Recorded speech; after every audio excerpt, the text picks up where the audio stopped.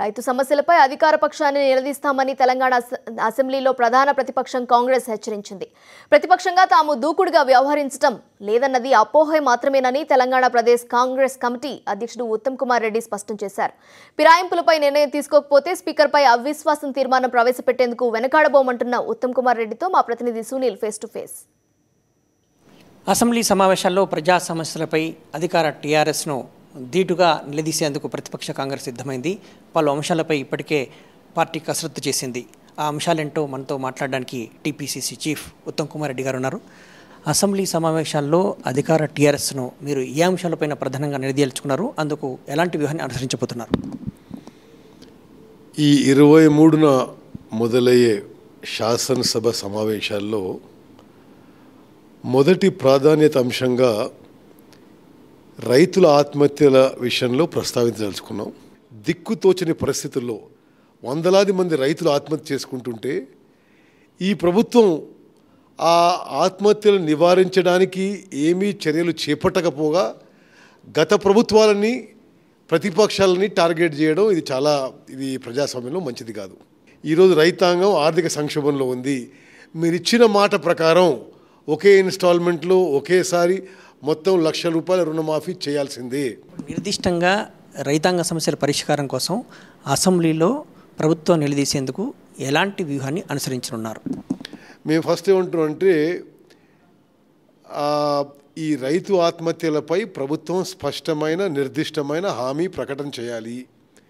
రుణమాఫీ చేయాలి. ఎక్స్గ్రేషియా 5 లక్షలు చేసి ఆదుకోవాలి. అదేవిధంగా ఉమ్మడి ఆంధ్రప్రదేశ్లో కాంగ్రెస్ ప్రభుత్వం అమల్లోకి తీసుకొచ్చిన డెట్ రిలీఫ్ యాక్ట్ మళ్ళీ అమల్లోకి తీసుకొచ్చి ఈ మారిటేరియం ఏదో ప్రైవేట్ మనీ లెండర్స్ తీసుకున్న అప్పులు కూడా కొంతకాలం మారిటేరియం తీసుకురావాలి. ప్రభుత్వం ఈ డిమాండ్కు తలగొకపోతే అప్పుడు ఏం చేస్తారు? ఏమైనా ఆల్టర్నేటివ్ స్ట్రాటజీ ఏమైనా వర్కౌట్ చేశారా?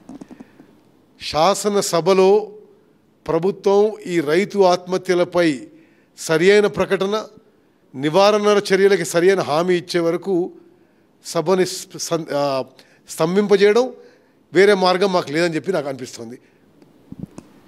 డిఫెక్షన్స్ పైన ఇప్పటికే మీరు స్పీకర్కు ఇటు కౌన్సిల్ చైర్మన్కు ఫిర్యాదులు చేస్తున్నారు. ఏడాది దాటిపోయినా కూడా దానిపైన ఎలాంటి చర్యలు లేవు స్పీకర్ వైపు నుంచి కానీ కౌన్సిల్ చైర్మన్ వైపు నుంచి. ఈ అంశాన్ని సభలో ఏ విధంగా లేవనెత్తబోతున్నారు? తప్పనిసరిగా తెలంగాణ రాష్ట్రంలో ఈరోజు ఉన్న పెద్ద ఇష్యూస్లో డిఫెక్షన్సే. మరి డిఫెక్షన్స్ విషయంలో స్పీకర్ గారు సరి అయిన చర్యలు ఇప్పటికైనా తీసుకోకుంటే స్పీకర్ గారిపై అవిశ్వాసం పెట్టడానికి కాంగ్రెస్ పార్టీ ఆలోచన చేస్తుంది. సిఎల్పిని నడిపించాల్సినటువంటి జానారెడ్డి గారు డిగ్నిటీ స్టేచర్ అంటూ కొద్దిగా మీ సభ్యులనే వెనక్కి లాగుతున్నారు, మెత్తగా ఉంటున్నారు. ఈ సెషన్స్లో అయినా కూడా మరి ఏ విధంగా ఉండబోతోంది? దూకుడుగా ఉంటుందా?